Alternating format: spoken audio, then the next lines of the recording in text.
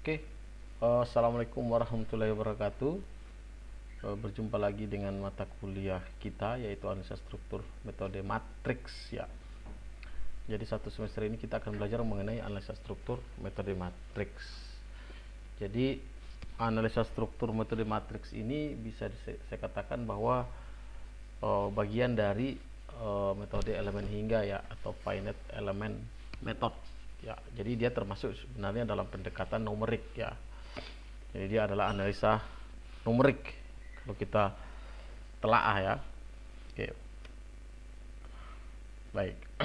Nah, ini saya akan flashback sedikit untuk masuk ke analisa struktur metode matrik. Kira-kira sekarang posisinya itu ada di semester 6 atau semester 7 ya, untuk teman-teman yang ngambil. Nah, ini saya review sedikit mengenai analisa struktur kita ya.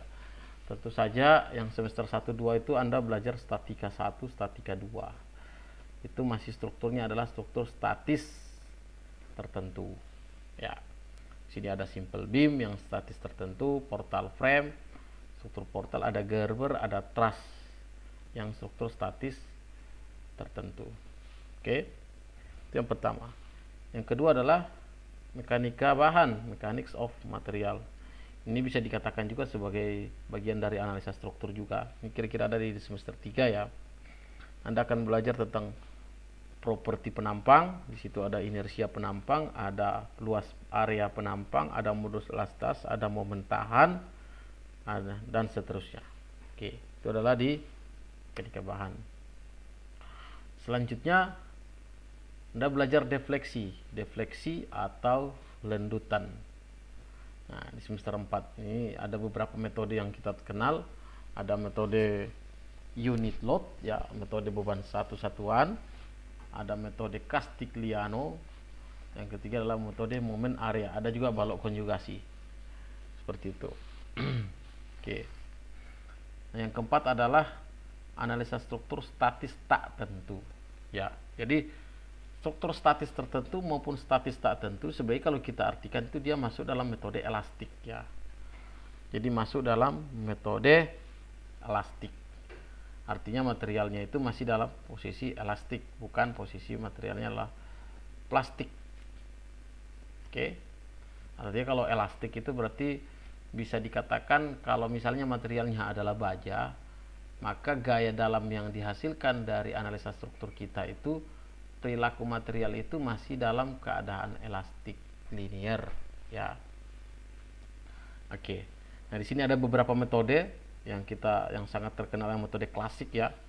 Di sini ada metode cross, metode Takabeya, metode slope deflection, dan metode Clapeyron atau persamaan 3 momen, atau kita sebut juga dalil 3 momen.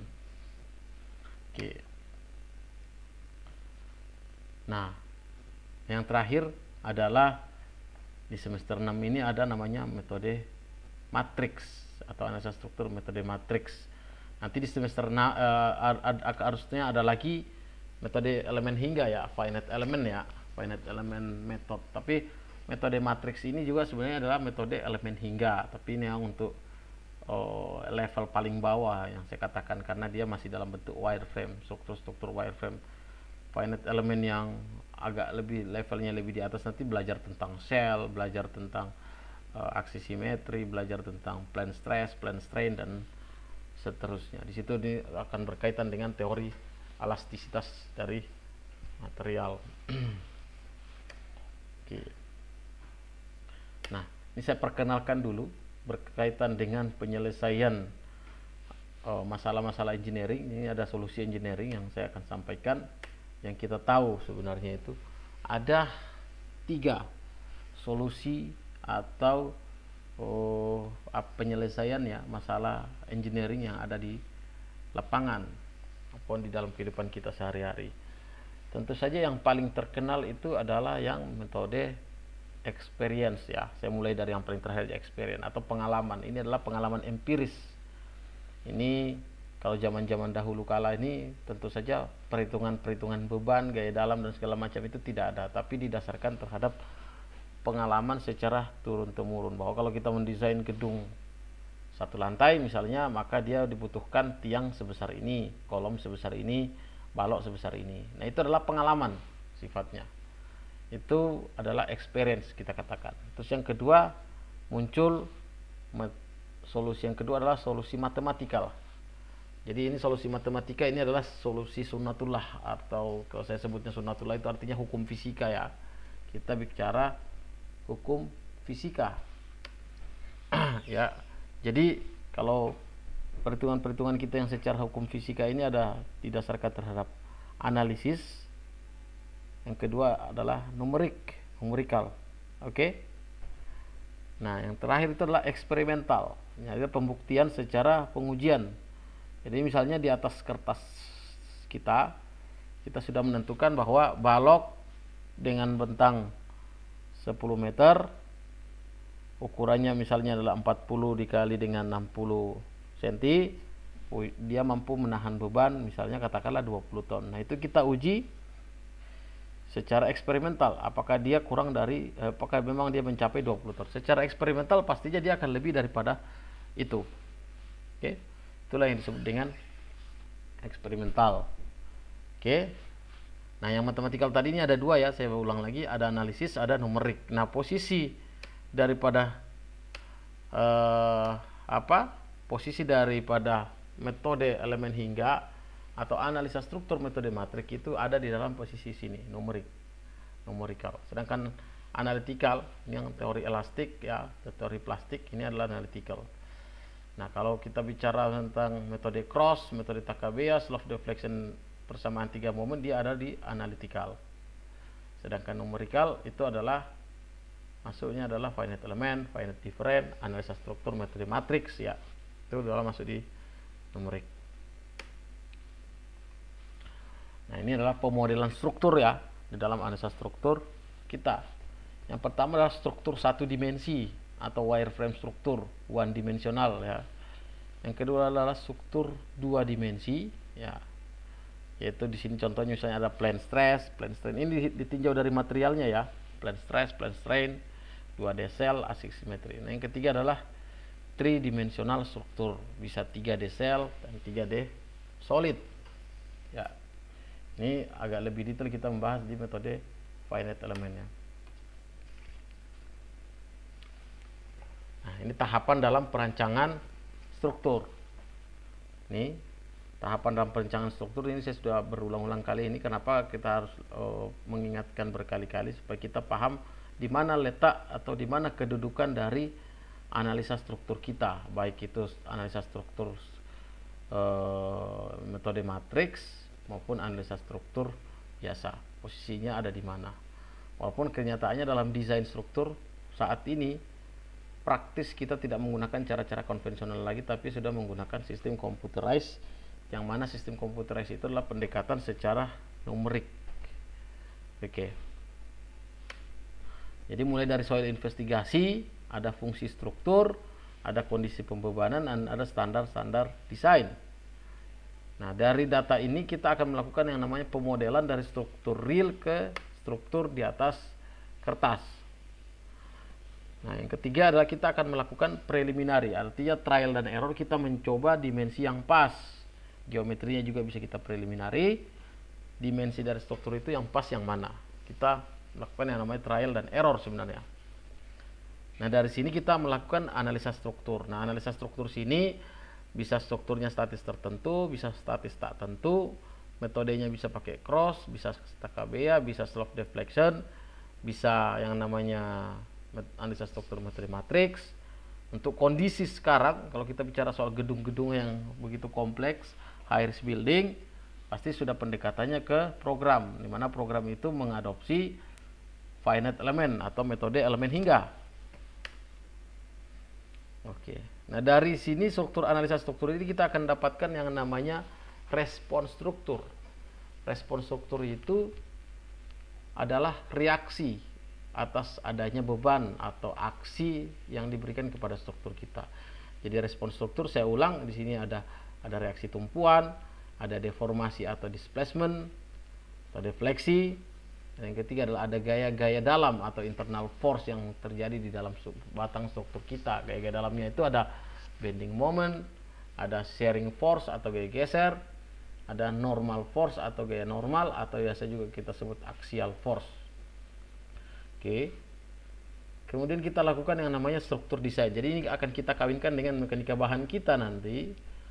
Kalau strukturnya kita cek terhadap tegangan dan deformasi atau displacement. Kalau strukturnya oke, maka kita bisa melakukan penggambaran drawing, spesifikasi, terus kita lakukan, terus lanjut ke konstruksinya. Tapi kalau strukturnya nggak aman atau nggak nyaman atau deformasinya nggak masuk, maka kita akan melakukan yang namanya preliminary design. Baik, ini saya review. Nah, ini adalah contoh struktur kita. Jadi kalau kita bicara soal struktur kita, konstruksi kita, misalnya gedung ya, sederhana saja yang ada di pikiran kita, di kepala kita. Yang dikatakan struktur gedung itu adalah hanya ada balok, ada kolom, ada plat. Itu saja yang harus kita desain. Terus ada pondasi, bila menggunakan pondasi di bawah. Oke. Itu kalau untuk konstruksi kita. Kalau struktur kita menggunakan baja, ya tentu saja baloknya menggunakan baja, atau kolomnya menggunakan baja, lantainya menggunakan baja. Nah, itu yang akan kita desain. Itu adalah sebagai struktur utama dari konstruksi kita secara keseluruhan. Oke. Nah, ini saya review dulu. Struktur kita itu sebenarnya ada dua yang biasa kita klasifikasikan. Ada superstruktur atau upper structure, ya, atau struktur atas. Dan yang kedua adalah substructure atau struktur bawah. Upper structure ini di sini ada balok, ada slope, ada kolom, lantai, konstruksi atap, ada dinding geser kalau ada, shear wall dan seterusnya. Kalau struktur bawah semua yang ada di dalam tanah. Di sini ada pondasi tentu saja. Pondasinya bisa pondasi dangkal, bisa pondasi dalam, tergantung dari desainnya, tergantung dari keadaan tanah di dalam. Tanah lunak, strukturnya berat, tentu saja Anda harus pakai pondasi dalam. Konstruksinya ringan, tanahnya cukup keras, relatif keras, maka cukup menggunakan pondasi dangkal. Pondasi dangkal di sini ada kelapa setempat, ada rakit, gabungan, termasuk turap ya, seperti itu. Nah, untuk pondasi dalam, di sini ada tiang pancang, ada tiang bor atau bor pile, dan ada pondasi sumuran atau caisson. Kalau pondasi tiang pancang adalah pile ya, kita sebutnya tiang pancang ya. Oke, piling ya, seperti itu. Nah, tiang pancang ada lagi macam-macam jenisnya. Ada yang berbentuk baja, ada yang dari beton. Ya, kalau dari bentuk baja bisa berbentuk WF, bisa berbentuk pipa. Kalau beton bisa berbentuk rectangular square ya, square pile. Ada bisa berbentuk bulat, kita sebutnya adalah spoon pile. Nah, yang kecil-kecil mungkin kita bisa nyebutnya mini pile ya, tiang yang lebih kecil. Nah, ini adalah tujuan dari desain ya, perencanaan struktur. Jadi setiap struktur yang kita desain itu harus memenuhi 5 kategori ini. Ini adalah tujuan utama kita dalam melakukan perancangan struktur. Tentu saja struktur harus aman atau strong. Dalam ilmu teknik sipilnya kita sebut kapasitas atau tegangan yang terjadi itu mesti lebih kecil daripada tegangan izin, atau bisa dikatakan kapasitasnya, tegangan kapasitas. Yang kedua adalah comfort. Comfort itu berkaitan dengan kenyamanan. Nah, ini bisa diukur dari lendutan yang terjadi harus lebih kecil dari lendutan izin. Frekuensi naturalnya tidak boleh lebih kecil dari sekian, seperti itu. Kalau nggak ada nanti terlalu fleksibel strukturnya. Yang ketiga adalah stabil. Oke, apa itu yang dikatakan stabil? Stabil itu artinya memenuhi kaidah, benar-benar struktur yang stabil. Artinya penggunaan perletakan benar-benar harus sesuai. Contoh seperti itu.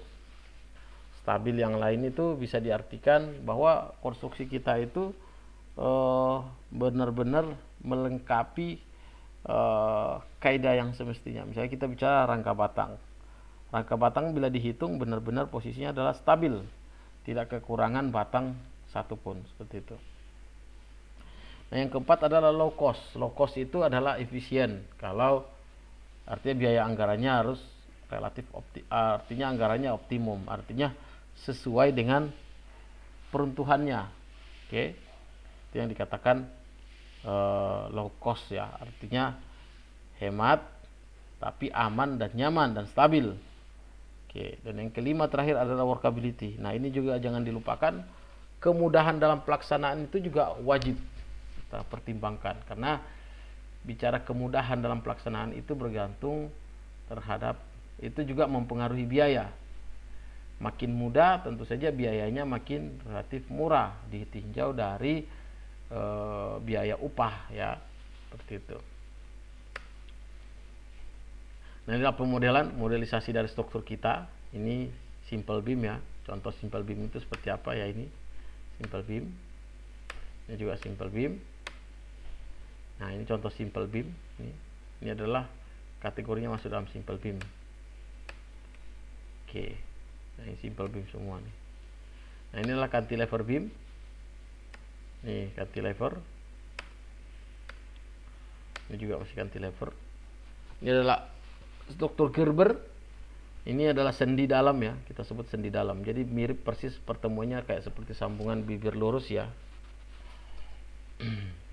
Nah, ini adalah pelengkung 3 sendi. Seperti ini, pelengkung 3 sendi. Ini juga masih pelengkung 3 sendi. Apa itu pelengkung 3 sendi?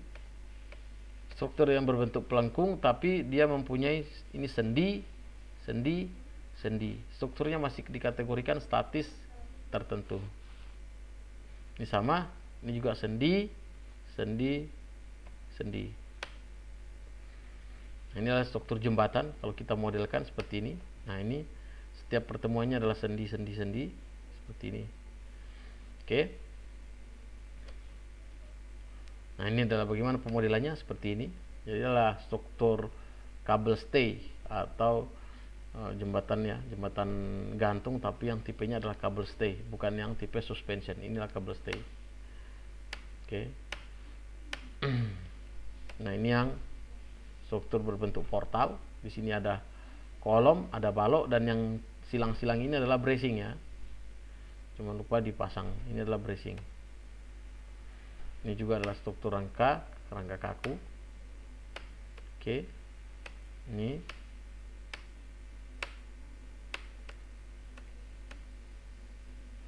oke, tipe-tipe dari perletakan ini juga sudah pernah dibahas sebelumnya ya. Ini hanya mereview aja, mau flashback. Ada perletakan roll, ada perletakan sendi, ada perletakan jepit, dan perletakan spring atau pegas. Nah, di sini kita bisa pelajari nanti seperti apa. Kita percepat aja. Nah, ini adalah perletakan ya. Roller support ya, kita tahu roller itu hanya bisa menahan gaya vertikal saja, horizontal tidak bisa ditahan. Nah, ini contohnya perletakan roll seperti apa. Nah, ini kalau perletakan roll seperti ini, artinya dia bisa menahan gaya vertikal tapi tidak bisa menahan gaya horizontal. Artinya kalau kita dorong ini dia bisa bergeser.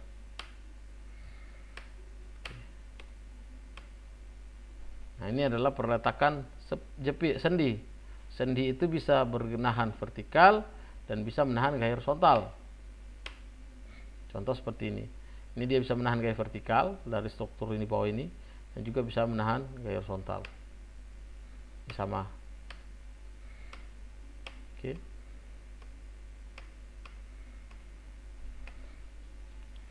Nah, perletakan jepit. Perletakan jepit artinya dia bisa menahan vertikal, horizontal, dan momen. Artinya dia sama sekali tidak bisa bergerak.